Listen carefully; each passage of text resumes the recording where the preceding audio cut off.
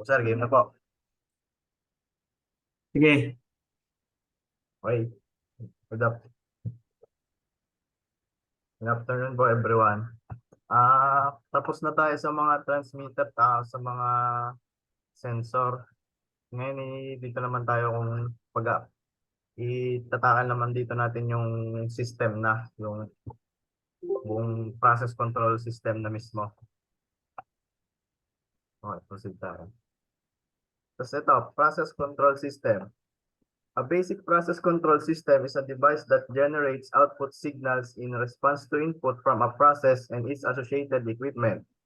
Other programmable systems or an operator causing the process and the related machinery to operate as intended and within typical production constraints.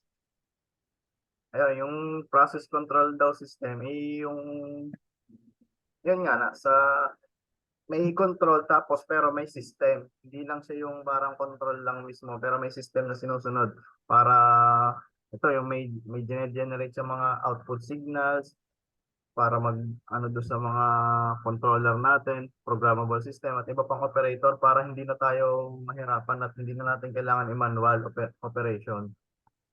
Yun yung process control is sa planta to kalimitan. Lagi. So, yung process control system pala may dalawang klase. At ito yung two types of process control system para mas maunawaan ba natin kung ano talaga yung process control system. Una dyan ay yung open loop control system at closed loop control system. So, muna natin ipapaliwanag dito yung open loop control system. Oops. Open loop control system. The open loop configuration does not monitor or measure the condition of its output signal as there is no feedback. Wait lang. Mamaya paliwanag, babasahin ko muna yung Then, an open loop system, also referred to as non-feedback system, is a type continuous control system in which the output has no influence or effect on the control action of the input. In other words, in an open loop control system, the output is neither measured nor fed back for comparison without the input. Therefore, an open loop system is expected to faithfully follow its input command or set point regardless of the final result. So habang binabasa ko to, pwede nyo matingnan dito yung diagram para mas mag-visualize nyo at magkaroon agad kayo ng idea habang binabasa ko.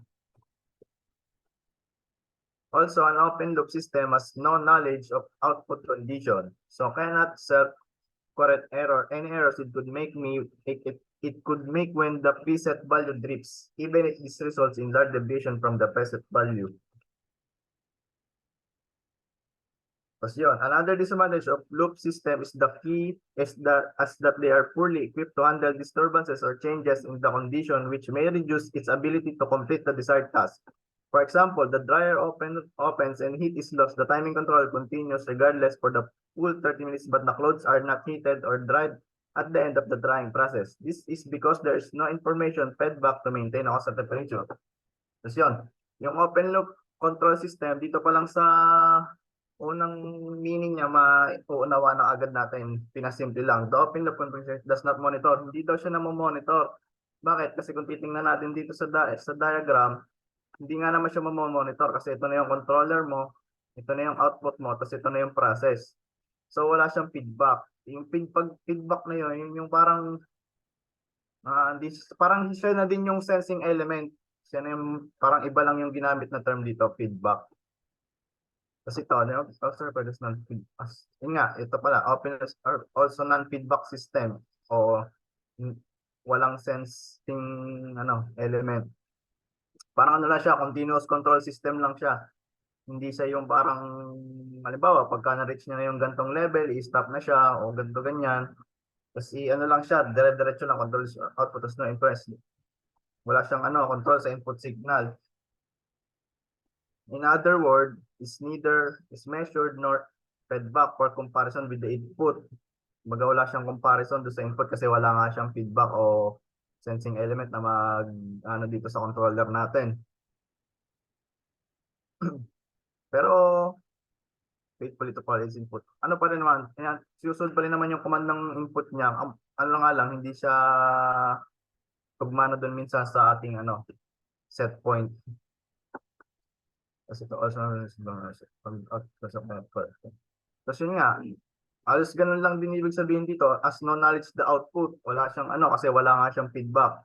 So hindi niya matatama yung input na sa preset value mo na magbabago even if this result large deviation, kahit malaki na yung pagbabago ng preset value mo.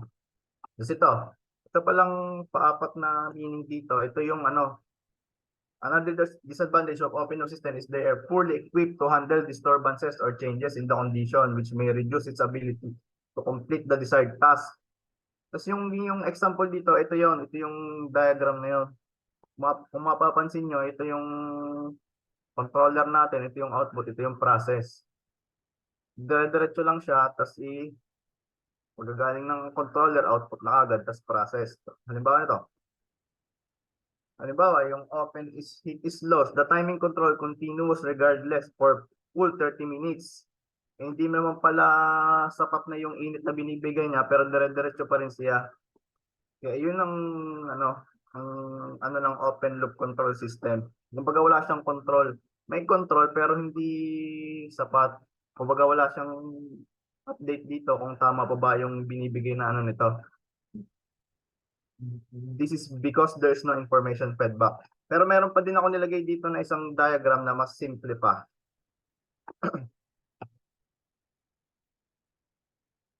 Ito, gaya nito. Itong tawag dito. Ito yung yung appliances na nakalimutan. Yung timer lang ang niya. Pero yung output niya, ito lang, dito lang yung final control element niya, tapos red color, yun lang. Wala siyang literal na timer lang. Parang sinet mo lang naiinit mo pero hindi mo masasabi kung ano yung gusto mong timpla. Parang ganun yung niya, design niya. Ng open loop control system. So, ito din, input control system. Halimbawa, ito sa mga appliances to kalimitan. Halimbawa, itong heater natin dito ginagamit natin. Nag-input tayo, sinaksak lang natin. Yung control system niya, mag-iinit siya. Ang output niya, mag-iinit niya. Pero hindi natin siya makakontrol kung gaano Baga para mag-iinit lang siya, hindi natin siya hindi siya kusang mamatay kasi wala nga siyang sensing element na mainit na o ganon.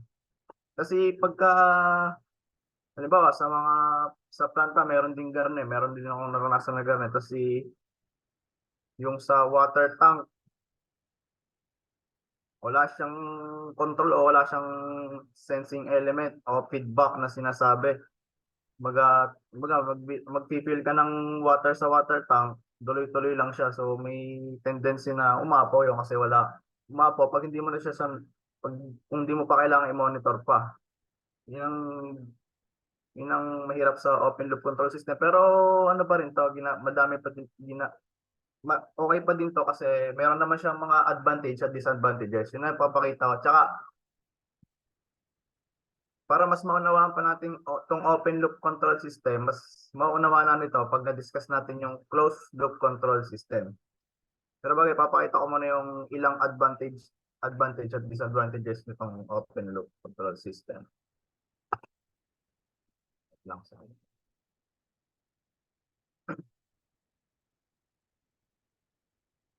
ito. Advantage. Simplicity and stability. They are simpler in their layout and hence are economical and stable due to their simplicity. Simplicity, ano nga, siguro, malamang dahil stability lang siya, tas simplicity. Siguro, ang ibig sabihin to sa simplicity, yung ano lang, madali lang yung wiring niya, stability, walang masyadong, kasi isa lang yung output mo lagi eh. Parang ganun lang eh. Kumbaga, reverse forward lang, open close, parang ganun lang eh. Kasi sa construction naman, since these are having a simple layout, madali siya i-construct. Ayun pala, ito na pala yung construction. Parang ganun lang din, simplicity at construction. Ay siguro, ang simplicity siguro sa madali siyang ma-analyze ganun. Kasi ito naman ang ilan sa kanyang disadvantage. Accuracy and reliability. Since the system do not have a feedback mechanism or sensing element nga, so they are very inaccurate in terms of result output and hence they are unreliable too. Nga, agaya ng mga nasabi kong example kanina. So kung i-apply natin to sa halimbawa sa mga crucial na produkto, hindi po pwede ang garning style, ang garning design. Dahil mamaya sobrang nasobra ka na sa init, nasobra ka na sa produkto mong nilalagay, sa liquid mong nilalagay, gano'n. Hindi siya recommendable. Pero meron pwede naman to sa ibang mga sabi natin, ibang machine o gano'n, sa ibang mga mga halimbawa, soft water tank lang, mga water tank lang, gano'n. Pwede naman, hindi mo monitor mo lang manually, babantayan mo lang. Kasi due to the absence of feedback mechanism, yun lang din yung sensing element niya, parang nagpi-feedback lang dun sa controller mo. They are unable to remove the disturbances occurring from external sources. Yun, they are unable to remove the disturbances occurring to, hindi mo nga naman ano yung pagka nagka-problema, kung lapis na o kulang ba, ano mo, hindi mo siya maayos kaagad kasi nga wala kang sensing element, wala kang update kung ano yung nangyayari sa output mo. Wala kang idea. Hindi naman po pwedeng laging nakaano ka lang. Halimbawa, madami kayong ginagawa sa trabaho, gano'n. Kaya yun, yung disadvantage niya talaga. So, lipat naman tayo wait lang. Wait lang pala, baka po may tanong po pala kayo. Bago tayo dumako sa control loop system. Closed loop control system. Sige, diretso lang. Pagkatapos na lang ng close loop. Sige po, sir. Ito, dadako naman tayo sa closed loop control system.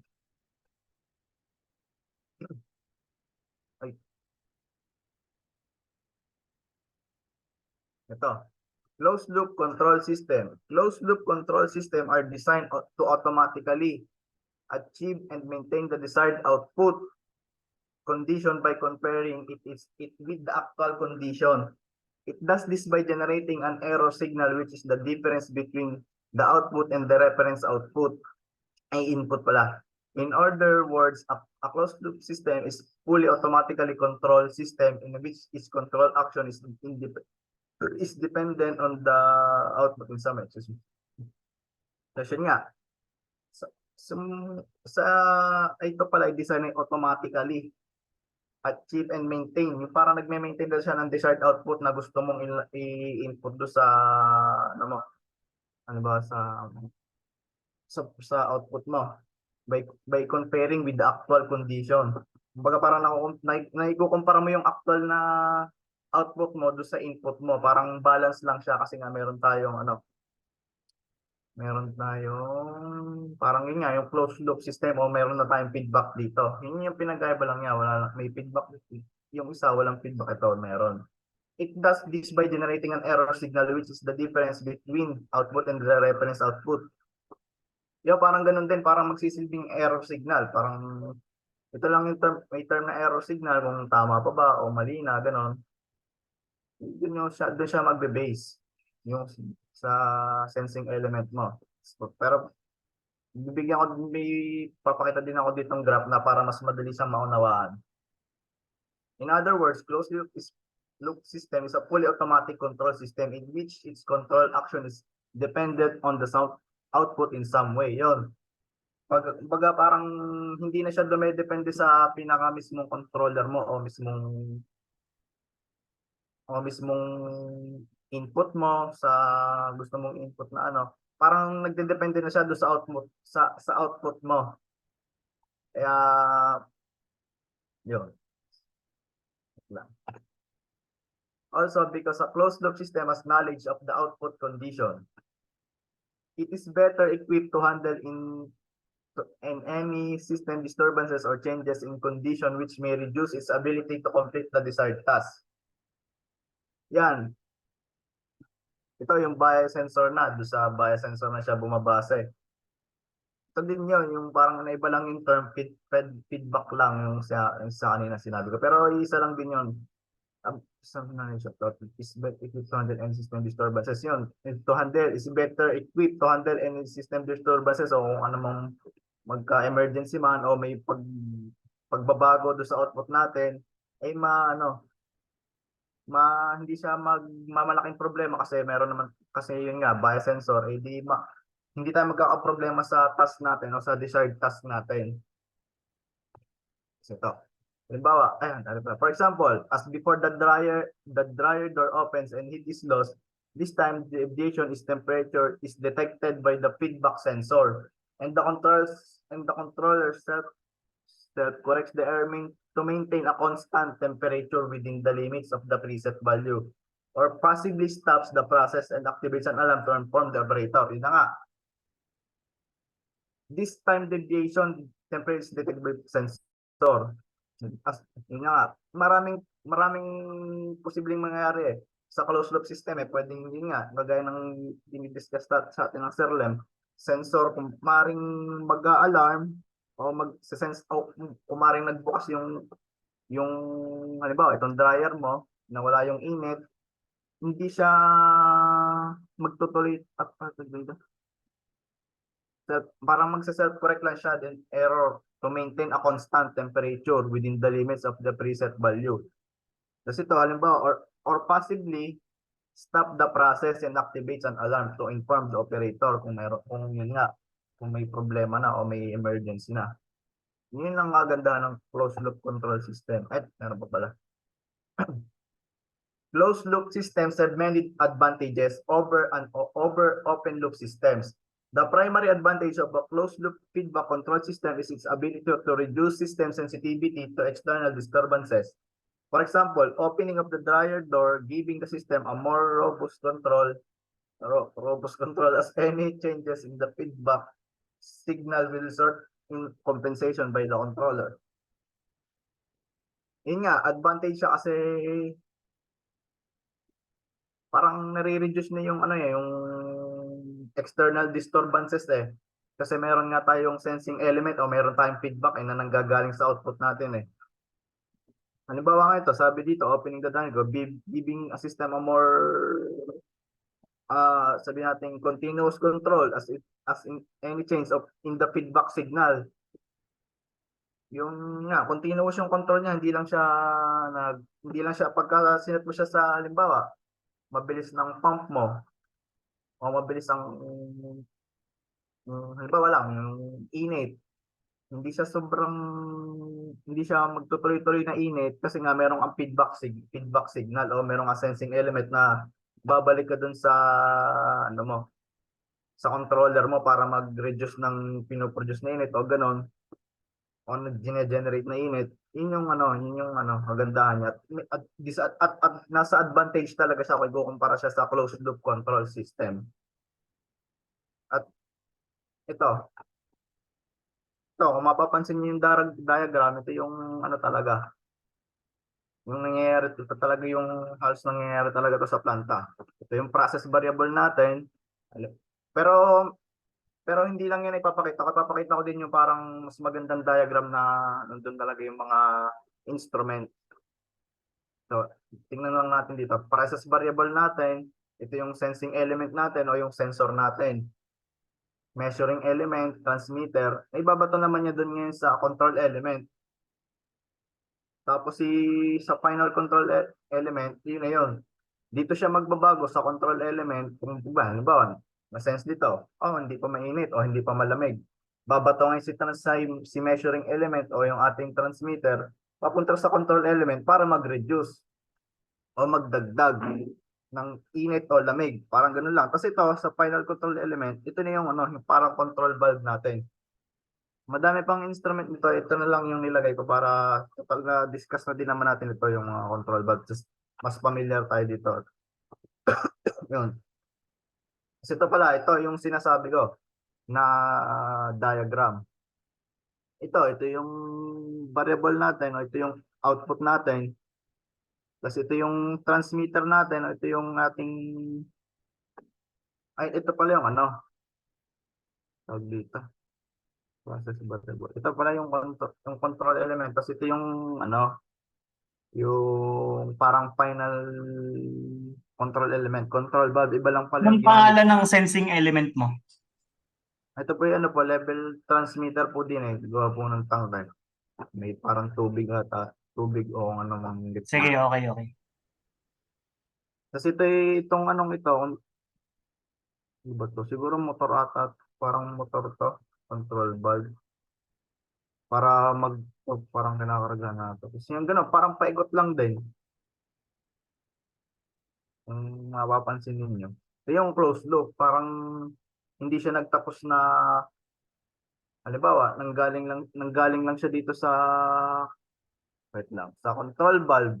Dinerecho na lang niya dito sa tangke. Parang nagkakarga lang siya ng nagkakarga pero wala siyang sensing element para mag-control sa control valve kung papatayin na ba o bubuhay pa. Yun yung closed loop system. Meron siyang sensing element na pabalik dito sa control valve kung dapat pa bang magpatayin o magdagdag o bawas ganon. Kasi yun, papakita ko lang dito yung advantage at disadvantage. Ay, hindi pa pala. Ito pala. Sinulat ko pa pala to dito. Ayun, yun lang din yung kanina sa taas. As ganun lang din yun. Yan. Kasi ayan, ito pala, papaliwanag ko din pala dito yung kagaya na natakil ng Sir Gapon na pwede nating i-bypass yung yung transmitter gaya nito. Tinanggal ko lang dito yung transmitter natin, nag-sensing diretso lang, ano ba, ito process variable, diretso dito sa sensing element, control element, yun, nasa-sense lang naman niya eh. Ang kailangan lang naman, minsan ang kailangan lang din ito lang yung parang sensor lang, parang sensing element lang eh. Pas pupunta siya dito sa final control kung halimbawa ito control ba, halimbawa yung kahapon, yung switch. Yun, kung sobra na yung init, yun. Example niyang yung walang transmitter. Ano po yun, sir?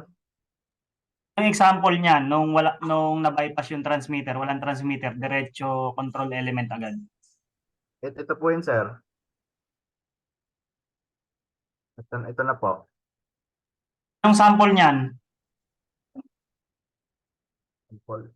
Yun po, yung kahapon lang po. Kasi pwede din to sa chiller, kumbaga gusto sa chiller, ito, yung process variable mo, kung halimbawa, nagsimula ka sa 0 degree. Okay, na-sense niya, 0 degree, punta siya dito, sense niya. Punta siya sa control element. Oy, hindi pa pala natin, ang kailangan natin ay -25 degree. Okay, buhay pa. Ito halimbawa ito, halimbawa itong final control element, ito yung cooling element niya o pampalamig niya. Kasi hindi yung magbabato pa lang din siya dito. Hindi ngayon, halimbawa, ilang minuto nakalipas, tapos na-reach niya na yung 25 degrees Celsius, bato ngayon si sensing element dito, na-sense ngayon ni sensing element ng ating output o ating process variable. Okay, bato niya ngayon dito, ay, ang maano dito ngayon ay control element o madami, sa control ng PLC, SCADA, HMI, yun nga. Kasi yun, punta na siya dito sa final control element natin para, halimbawang switch yung parang ano natin. Kasi yun, yung papatayin lang niya. Yun, na-reach na yung 25 degrees Celsius. Yun lang, doon lang siya umiikot. Kasi, pakita ko lang yung konti lang ang advantage at disadvantages nito eh. Advantage, accuracy is high and more reliable. Sige, nakita naman natin, napakadami nating instrument na ginamit. Accuracy is high talaga at reliable talaga. Disadvantage, complex and design at saka mahal, expensive. Yun lang yung advantage at disadvantages niya. Tapos ito, sa summary natin, open loop control system and closed loop control system. Ito, pinakita ko na ng dalawa para mas ma-visualize natin ng maayos. Ulitin ko, kagaya kanina, itong open loop control system, ito yung halimbawa, ito, may controller mo, output mo, may process.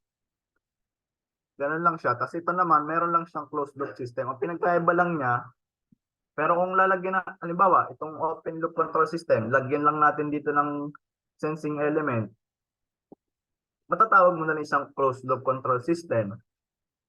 Kasi meron ka ng feedback eh. Dito sa timer pwede mo na itong yung heating elements mo, pwede mo nang ma-reduce yan o ma-stop mo, gano'n, o open mo.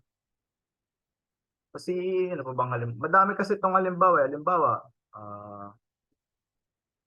Halimbawa sa sprinkler sa farm na gano'n ka, in-control mo, nagbukas ka ng tubig, mo lang, in-start mo lang yung switch,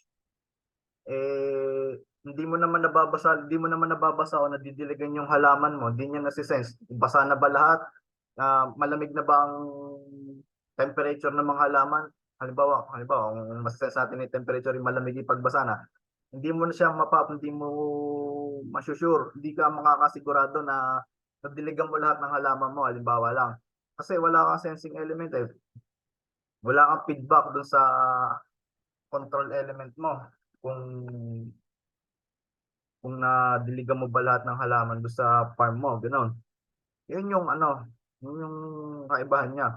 Halimbawang ilagay naman natin sa ibang sitwasyon na closed loop control system. May sprinkler ka, nagdilig ka, kasi may sensing element ka, halimbawa lang. Pero hindi ko ma-imagine, pero halimbawa lang. Halimbawa may sensing element ka, uy, nabasa na lahat ng mga halaman. Nag-iba na yung temperature, halimbawa, temperature ang pang-sense mo. Nabasa malamig, o di yun, pwede ka na mag-move on sa kabila mong mga halaman na didiligan. Yun lang. Kasi, madami kasi itong open loop control system. Madami siya example. Kumbaga, pwede natin siyang ihalin tulad sa mga appliances natin. Halimbawa, ito, simpleng switch. Pindutin mo yung switch, tapos ito, yung pupunta sa parang, halimbawa, wire. Ito, yung process, ilaw, yun lang. Yung output mo, ilaw, yun lang. Halimbawa, rep. Ano ba to? Anuhin mo lang. Switch mo lang sa number 1. Parang ganun lang. Kasi wala kang masasabing yung parang temperature na parang titigil siya, parang gano'n lang. Yun lang. Tapos dadako naman tayo dito sa closed loop control system. Hindi naman siya ganun ka-komplikado. Kumbaga parang lang, madami lang siyang dinadaanan. Pero nagme-make sense naman kung bakit niya dinadaanan lahat ng ito. Ng level control valve, tank vessel, hanggang sa process sa out. So, mas maganda kasi ito. Halimbawa ito. Nung diniscuss sa akin sa Gabon. Nagme-make sense naman kung bakit naman kasi mas mahalaga itong closed loop lalo na sa process industry. Kasi marireduce nga naman yung trabaho ng tao tapos magiging ano pa, quality pa ang produkto mo. Tsaka mas madali sensing elements. So, kung ano ang process variable mo, magse-sense ka lang ng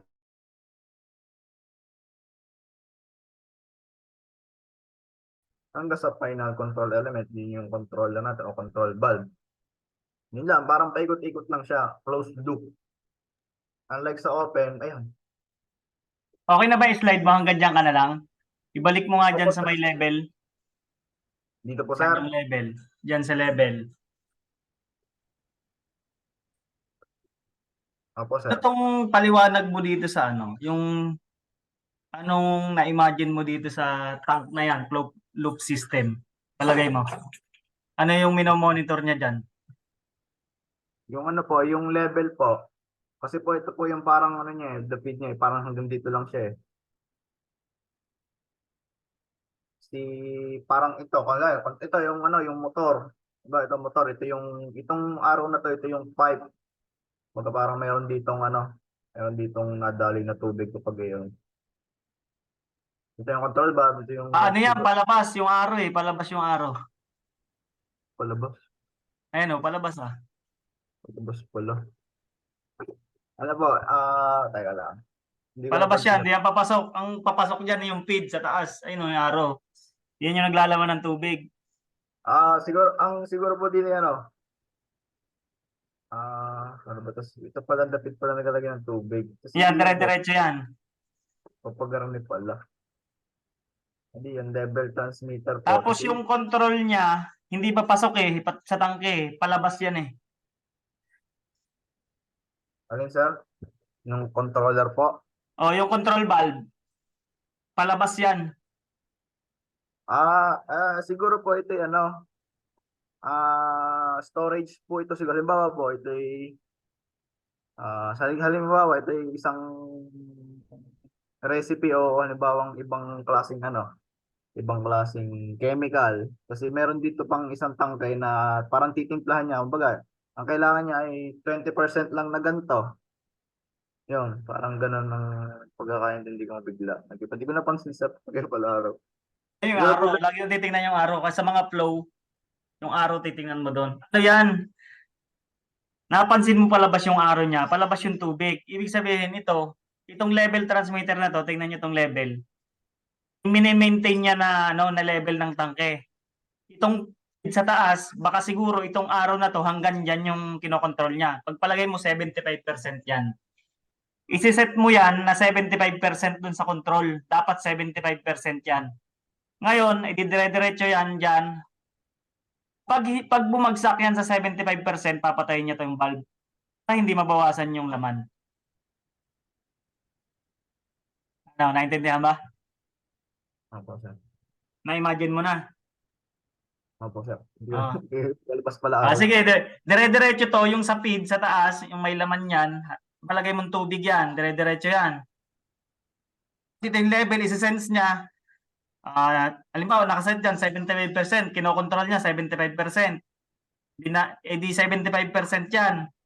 Pinawalan ka ngayon ng tubig, papatayin niya itong valve para syempre 75% yon. Ngayon, kung bumagsak sa 75,